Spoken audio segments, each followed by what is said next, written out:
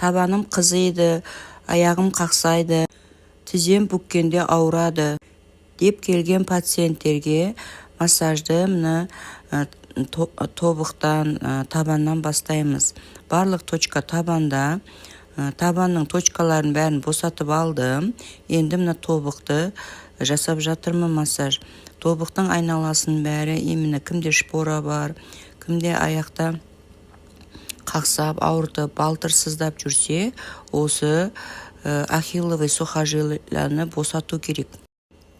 Тобықта отектар бар, ол почкадан, белден келеді. Кімде астрохондроз или почкада воспаление бар болса, соның бәрі тобыққа береді.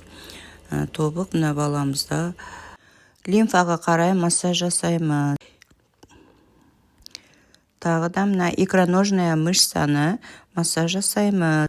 Буындар соқталса, кімде артық салмақ болса, именно осы икроножная мышца мазалайды.